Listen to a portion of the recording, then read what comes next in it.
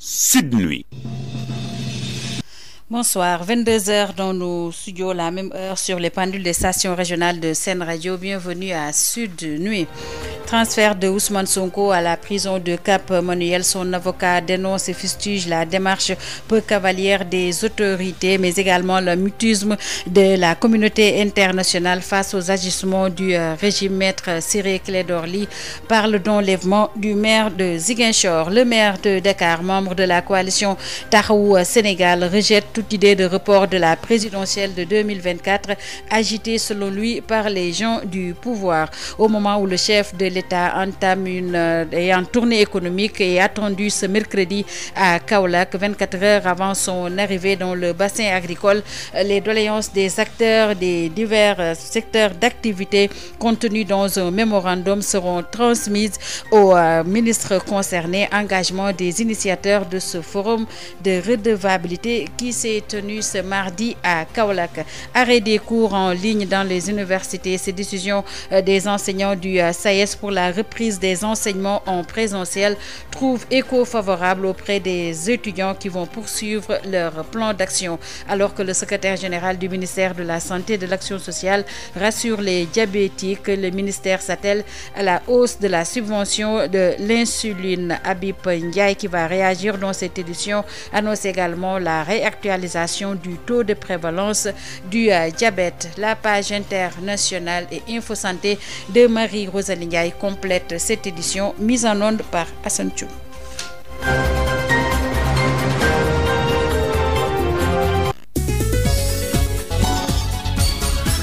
Hapsa Eliman Wan. Bonsoir et bienvenue. Transfert de Ousmane Sonko hier nuit au Cap-Manuel. Son avocat maître Ciré Clédor Ly, dans un communiqué parvenu à la rédaction de Sen Radio, dénonce la démarche de l'administration pénitentiaire et des autorités qui n'ont pas tenu leur promesse de prévenir les conseils du maire de Ziguinchor pour leur éviter des déplacements et recherche du lieu de détention. Selon maître Ciré Clédor Ly, son client a été enlevé nuitamment sans avertir ni informer ses avocats, son médecin traitant et son médecin personnel.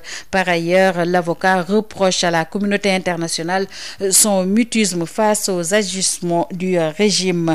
Maître Ciré Clédor Ly, toujours dans ce communiqué, précise que quelle que soit la prison dans laquelle est enfermé son client, l'exigence populaire demeure et restera sa mise en liberté dans les plus brefs délais. Au moment où la coalition Taxawu Sénégal est contre toute idée du report de la date de tenue de la présidentielle de février 2024. Face à la presse, le maire de Dakar a dénoncé cette idée portée par des gens du pouvoir pour permettre au président Macky Sall de prolonger son mandat. Barthélémy Diaz a fait savoir par ailleurs que Taxawu Sénégal va soutenir le candidat de Yewwi Askan Wi qui sera au deuxième tour à défaut d'y être.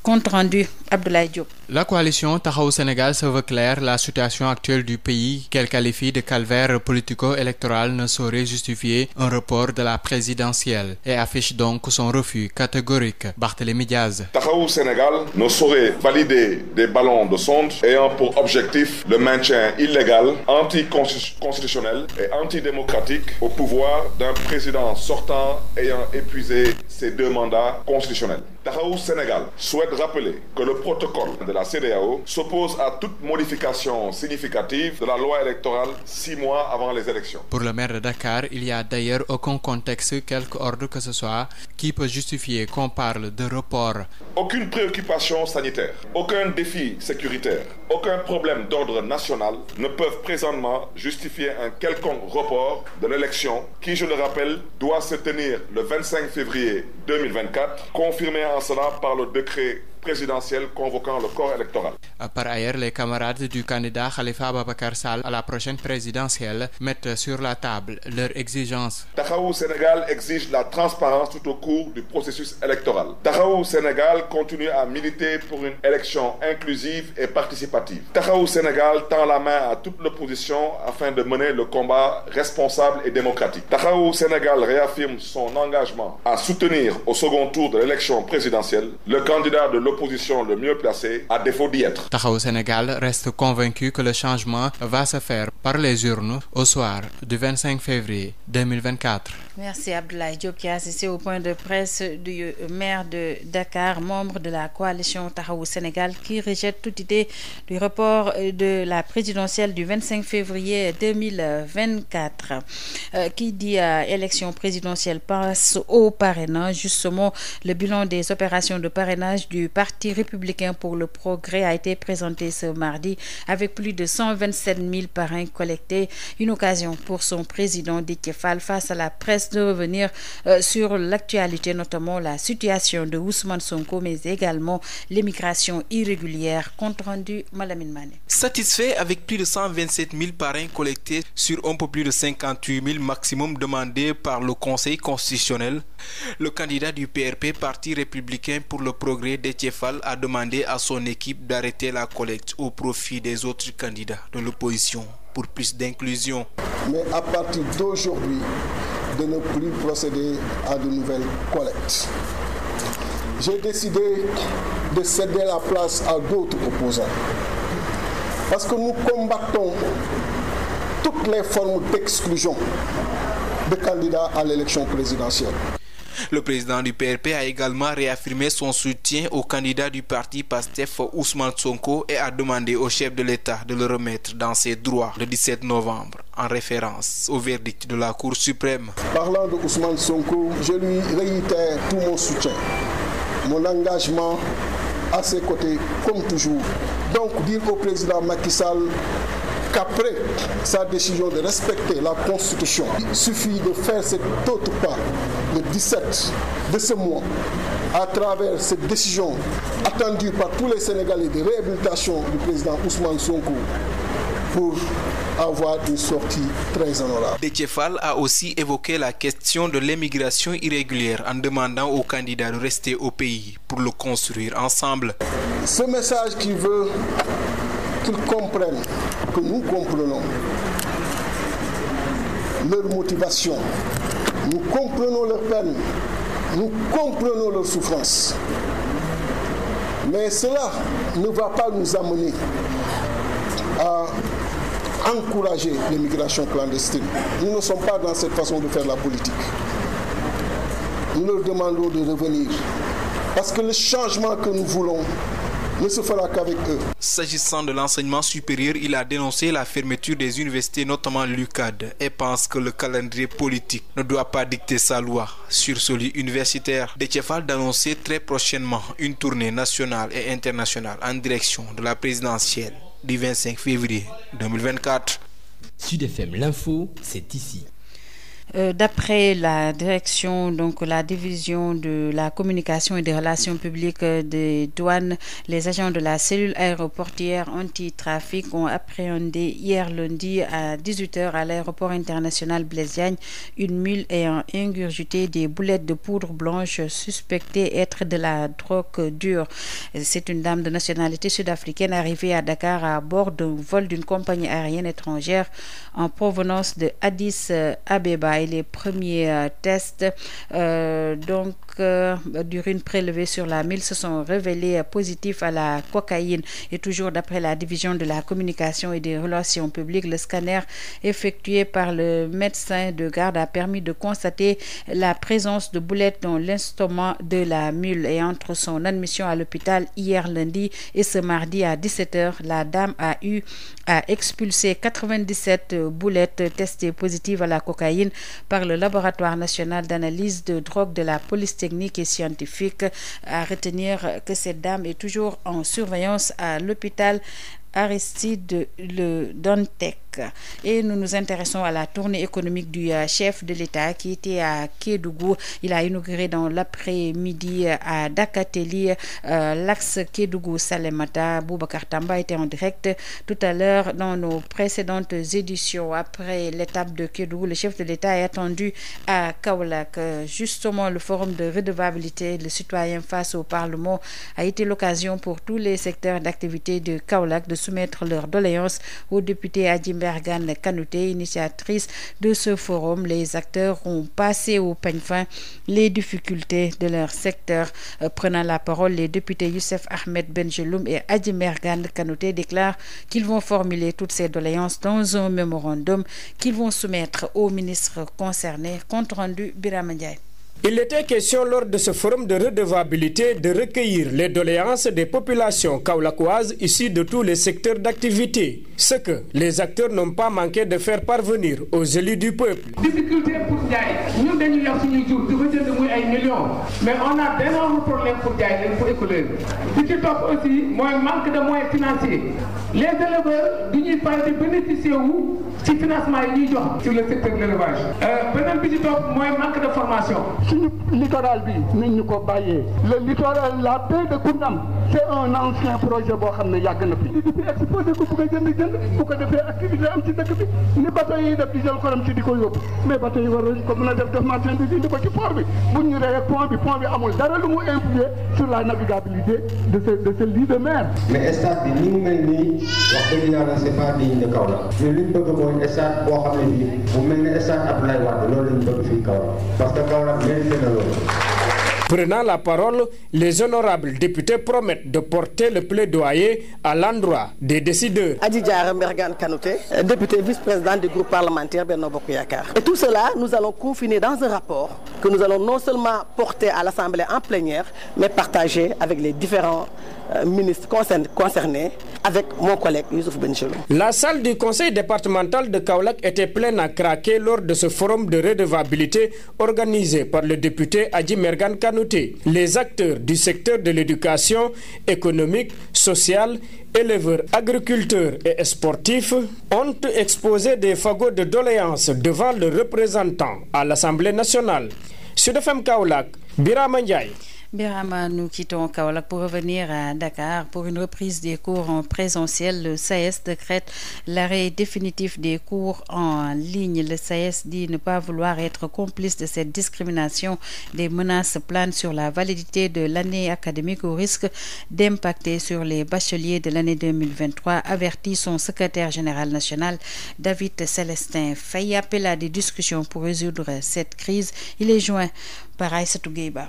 Demande à nos collègues de prendre la responsabilité de ne pas évaluer, de ne pas donner des diplômes pour des enseignements pour lesquels les cours n'ont pas été faits. Donc, et ça, c'est une question de bon sens. On ne peut pas évaluer un étudiant sur un cours qu'il n'a pas subi. Donc, il ne faut pas sacrifier les étudiants. Oui, nous avons demandé aux collègues quand même de ne pas être complices de cette forfaiture, parce que tout le monde sait que ces cours en ligne ne marchent pas. Les étudiants peuvent vous le confirmer, les enseignants peuvent vous le confirmer. Les conditions ne sont pas réunies, n'étaient pas réunies depuis le départ. Et il y a un entêtement des autorités académiques à vouloir imposer par la force ces cours en ligne. Conseil ne pas marcher puisque les conditions ne sont pas remplies. On ne peut pas imposer des cours en ligne pour autant d'étudiants sans préalable, sans que les conditions soient remplies. Malheureusement, justement, nous n'avons fait qu'une partie de l'année académique 2022-2023 et si on y prend garde, on risque de perdre l'année. Donc aujourd'hui, les bacheliers de 2023 sont en train de frapper aux portes des universités. Donc il faudrait que l'on puisse sécuriser les universités, nous permettre de travailler et arrêter d'arrimer le calendrier académique sur le calendrier électoral. Nous voulons que l'on sécurise, qu'on nous laisse travailler en paix. Donc ces cours en ligne-là ne sont pas faits correctement puisque les conditions ne sont pas remplies. Donc, il faudrait qu'on se dise la vérité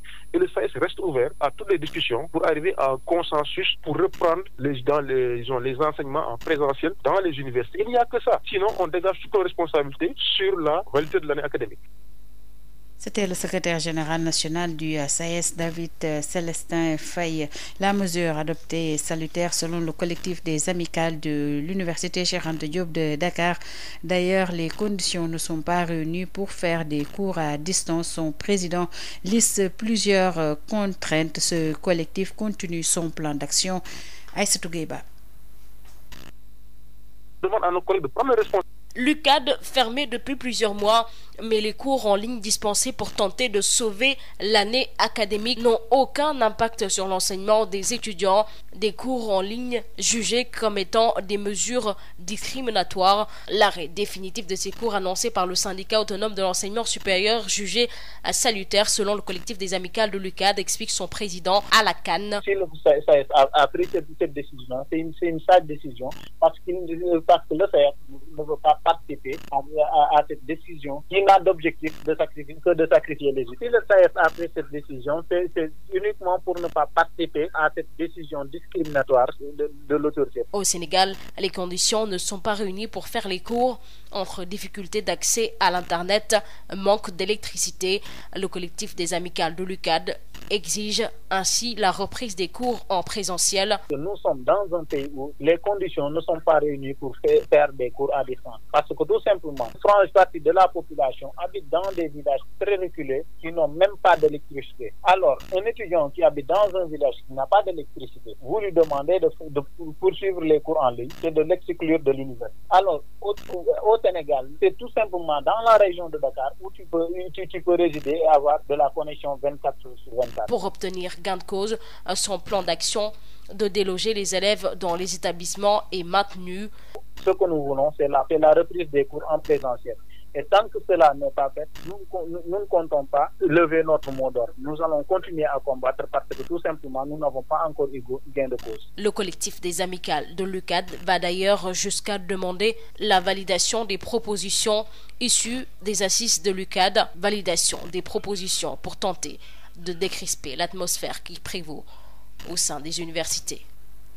Aïssatou Gueye-Ba, la journée mondiale du diabète célébrée ce 14 novembre a été une occasion pour les différentes sections de la SAD venues de plusieurs régions et localités du pays d'exprimer leurs préoccupations et doléances. Les membres sont largement revenus sur la problématique liée à la prise en charge des malades. Babacar Samb.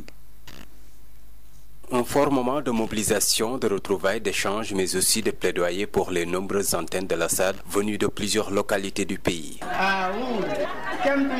Des personnes atteintes du diabète qui ont fait le diagnostic des difficultés auxquelles elles font face, notamment dans la prise en charge. À Matam, par exemple, où un seul médecin diabétologue présent une fois dans la semaine doit traiter plus de 1000 cas diagnostiqués, la section demande le renforcement du personnel spécialiste.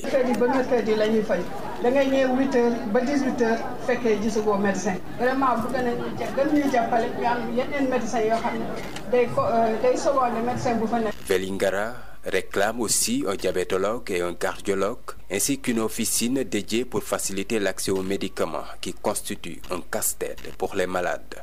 À ces préoccupations s'ajoute celle des femmes qui peinent souvent à avoir recours aux soins, faute de moyens, rappelle Khadiata Diène de Grand Yoff. Parce que médicament bi cher na, analyse yi cher na. Parce que bu fekkee jigéen nga sosoo si kenn war a faju. La question de la prise en charge au niveau des familles des orphelins atteints de cette pathologie est également soulevée. Orphelins yooyu dañ leen bàyyi ci ay kër. Mais sa kër ga tante yi mag yi dañuy sonal xale. Dans 48 cas suivis au niveau de la pédiatrie de Ndamantou, grâce certes aux efforts consentis par l'association, mais le représentant de l'antenne Touba plaide pour le renforcement des moyens. amuñu nag moyen bëgg nañu aussi dañu boole ay partenaires yi xam dañu bëgg jàppale. Les diabétiques qui demandent par conséquent à être intégrés dans la couverture maladie universelle. Diabétique dina sibaru, diabétique dina am yeneen feebar yoo xam ne daf koy dal, dinañ am de temps en temps ay analyse te yaakaar naa ne loolu couverture maladie universelle dina ko jël war nañ ñu ñi nga xamante ne bii ñooy ay diabétique ñu mën ci dem adhérer. Autant de doléances et de préoccupations exprimées à l'occasion de cette journée mondiale du diabète, une journée marquée aussi par un appel à une forte mobilisation citoyenne pour combattre cette pathologie qui touche dans le monde plus de 500 millions de personnes. Babacar Samb, de nouvelles enquêtes seront menées pour réactualiser le taux de prévalence au Sénégal selon le secrétaire général du ministère de la Santé et de l'Action sociale qui rassure les malades. Le ministère travaille à augmenter la subvention de l'insuline. Habib Ndiaye est à votre micro. S'agissant du traitement, la subvention de l'insuline passée, on l'a rappelé, de 300 millions à 500 millions depuis 2021 et en cours examen pour encore le relever. Les antidiabétiques oraux sont déjà disponibles dans toutes les structures de la pyramide sanitaire, dans tous les postes de santé et dans tous les centres de santé. La communication étant primordiale, des avancées considérables ont été réalisées. Ces communications devraient s'intensifier à travers des canaux, mais j'aimerais surtout relever le programme M-Diabète, notamment durant le Ramadan, qui, à l'heure de la digitalisation, permet de toucher un très grand nombre de personnes. de malades, leurs familles, les professionnels de santé qui vient fêter son 10e anniversaire. Le ministère de la Santé et de l'Action sociale vient aussi de lancer un livret de recettes culinaires à base de produits locaux pour accompagner la communauté sur la promotion de l'alimentation saine et équilibrée à travers le consommé local. Il s'y ajoute le démarrage de la deuxième enquête STEP qui vient d'être lancée sur la mesure de la prévalence des maladies non transmissibles et des facteurs de risque, et aussi l'intégration depuis 2020 du diabète et de l'hypertension artérielle dans la plateforme DHIST. Toutes ces actions de l'État conjuguées à celles des partenaires et des associations comme l'ASSAD ont permis à notre pays de réaliser des avancées remarquables qui doivent être consolidées. C'était Habib Ndiaye, le secrétaire général du ministère de la Santé et de l'Action sociale. D'après lui, de nouvelles enquêtes seront menées au Sénégal pour réactualiser le taux de prévalence, recrudescence des maladies métaboliques dans la région de Sédhiou. Les techniciens de la santé alertent et engagent des stratégies de prévention. Ce mardi, journée mondiale du diabète, ils ont organisé des séances de dépistage gratuit du diabète, de l'hypertension artérielle et du cholestérol, ainsi que des activités de sensibilisation des masses. Correspondance depuis Sédhiou, Moussa Dramé. Cette journée est marquée par des séances de dépistage gratuit des maladies métaboliques que sont le diabète, l'hypertension artérielle, l'hypercholestérolémie et l'obésité autour du thème générique éduquer pour protéger l'avenir. Docteur Mohamed Nyon, le médecin diabétologue endocrinien de l'hôpital régional Amadou Tijanba de Sédhiou, revient sur la prévalence du diabète à Sédhiou et les modes de prévention. On a des malades diabétiques, des malades hypertendus, aussi des malades qui ont des taux de cholestérol qui ne le connaissaient pas ou bien qui le savaient déjà. Le diabète ne laisse aucune tranche d'âge, comme on le dit tout le temps. Du nouveau-né à la personne âgée, il y a plusieurs types de diabète. Le diabète de type 1, le diabète de type 2, le diabète gestationnel également qu'on trouve chez la femme enceinte. Toujours de se rapprocher des personnes soignantes, une hygiène de vie, les aliments salés, les aliments gras également, et aussi ne pas être sédentaire. Le thème de cette année, c'est éduquer pour protéger l'avenir. De son côté, le directeur régional de la santé de Sédhiou, Dr Amadou Yeri Camara, recommande une prise en charge précoce de la maladie pour éviter, dit-il, la phase de complication. Recourir au diabétologue ne devrait être que d'un dernier recours, parce que la prise en charge du diabète est au quotidien. Et tous les médecins sont formés pour la prise en charge du diabète et le suivi des diabétiques. La mutualisation nous a permis d'intégrer la journée de lutte contre le paludisme et la journée mondiale du diabète. Grâce au programme national de lutte contre le paludisme, la division de lutte contre les maladies non transmissibles, USAID autres et le laboratoire partenaire, la pharmacie régionale d'approvisionnement. De nombreux patients venus ausculter leur métabolisme se réjouissent de cette opportunité et exhortent le reste de la population à faire autant.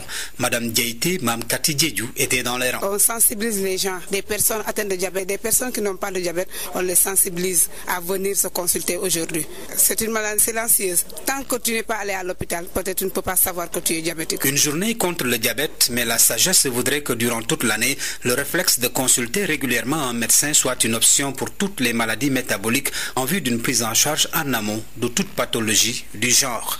Moussa Dramé, Sédhiou, Sud FM. Moussa, à Saint-Louis, le personnel du centre hospitalier régional regroupé au sein de l'Alliance Sud-SAS, SAMES et SAS craint des risques de tension avec l'affectation du précédent ACP de l'hôpital de Fatick à celui de Saint-Louis. Nous écoutons le secrétaire général, le porte-parole de l'Alliance A3S, Honorio Tendeng, au micro de Yves Tendeng. Aujourd'hui, tout le personnel est mobilisé autour de l'Alliance A3S parce que nous avons eu une information qui nous a mis dans le désarroi et l'inquiétude. C'est tout simplement l'affectation du précédent ACP de l'hôpital de Fatick à l'hôpital de Saint-Louis. Vous n'êtes pas sans savoir que cet hôpital a eu à souffrir la mauvaise gestion de certains administrateurs qui ont mis l'hôpital dans une situation de faillite jusqu'à ne pas pouvoir payer les fournisseurs, le personnel, et nous n'arrivions même pas en ce temps-là à donner des soins de qualité à nos populations. Donc aujourd'hui, il y a eu une nouvelle direction avec le docteur Maguette Seck, avec l'agent comptable Olivier Sambou, qui ont eu à impulser une nouvelle dynamique et permettre à l'hôpital de pouvoir remonter la pente jusqu'à pouvoir payer les fournisseurs, le personnel et donner des soins de qualité aux populations. Donc nous ne voulons pas anéantir cette dynamique. Ce dernier, ce monsieur de Fatick qui doit venir ici, partout où il est passé, il a traîné des casseroles. Il a laissé ses hôpitaux et ses établissements dans une faillite totale. Donc nous ici à Saint-Louis, nous refusons de recevoir ce monsieur. Parce que tout simplement, Nous avons un projet et depuis 2 ans, l'hôpital est dans le calme et dans la quiétude totale et tout le monde est au travail. Et nous n'allons pas accepter qu'on nous envoie quelqu'un qui va venir nous mettre dans une situation difficile et faire souffrir encore les populations de Saint-Louis. Donc nous avons décidé, nous, Alliance 3S, le personnel, d'avertir. Nous interpellons donc le payeur, le directeur de la SOD, et nous le mettons sous la responsabilité à tout ce qui pourra advenir par rapport à cette situation. Parce que le personnel restera prêt, Saint-Louis restera prêt et mobilisé donc contre cette affectation. Nous parlons du médiateur de la République, Demba Kandji, qui a reçu ce mardi son homologue du Cap-Vert. Les deux parties ont paraphé une convention. Ismaël Marcel Colli.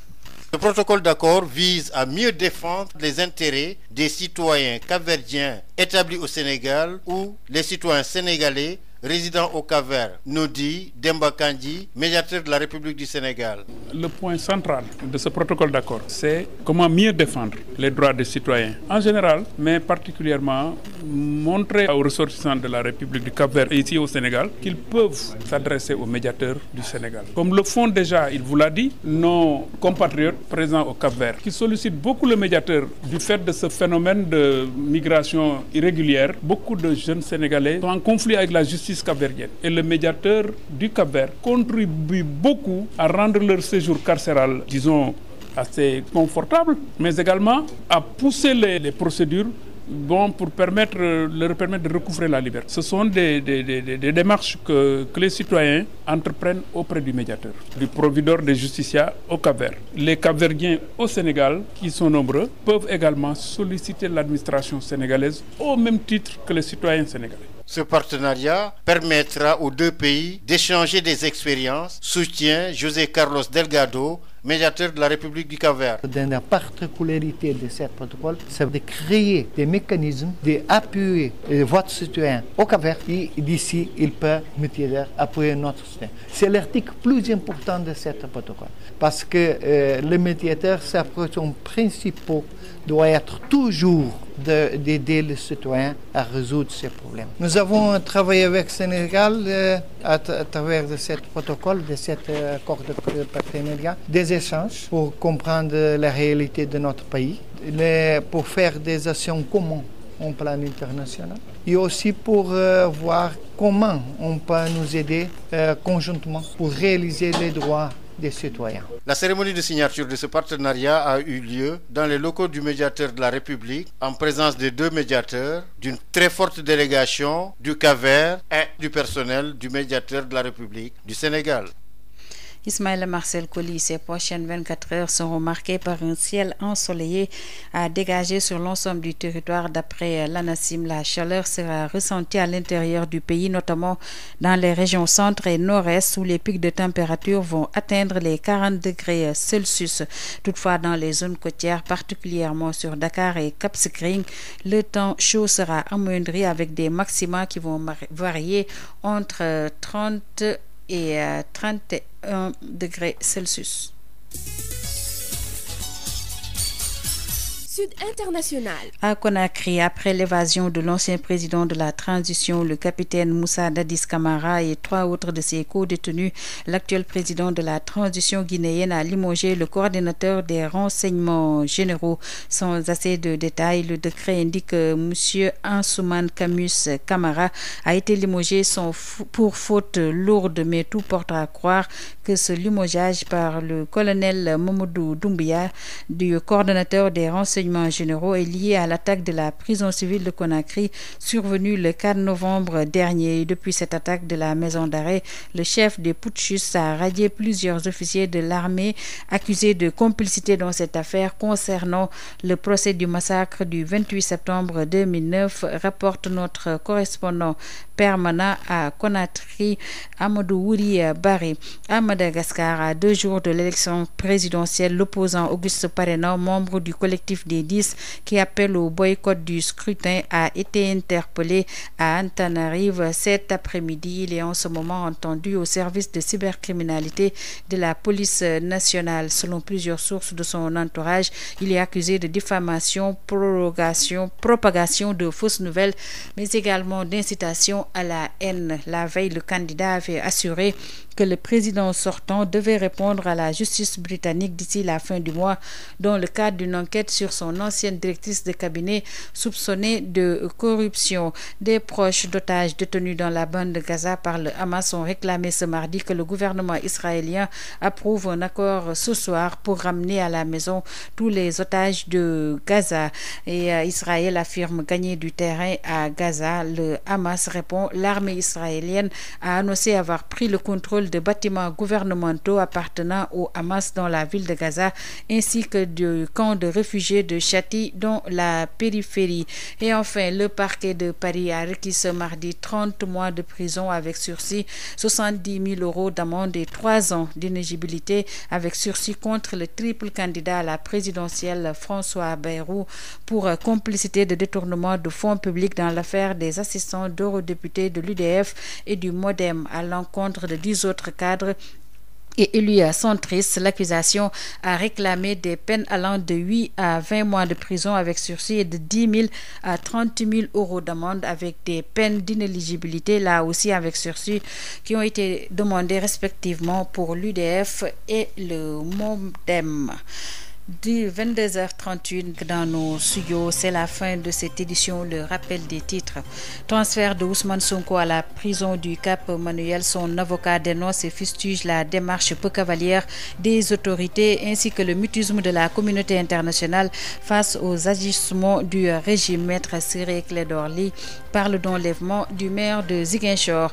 Le maire de Dakar, membre de la coalition Taxawu Sénégal, rejette toute idée de report de la présidentielle ajouté selon lui par les gens du pouvoir pour le maintien du président Macky Sall au pouvoir. Le chef de l'État en tournée économique est attendu ce mercredi à Kaolack, 24 heures avant son arrivée. Les doléances des acteurs des divers secteurs d'activité contenues dans un mémorandum seront transmises aux ministres concernés. Engagement des initiateurs de ce forum de redevabilité tenu ce mardi à Kaolack. Arrêt des cours en ligne dans les universités. Cette décision des enseignants du SAES pour la reprise des enseignements en présentiel trouve écho favorable auprès des étudiants qui vont poursuivre leur plan d'action.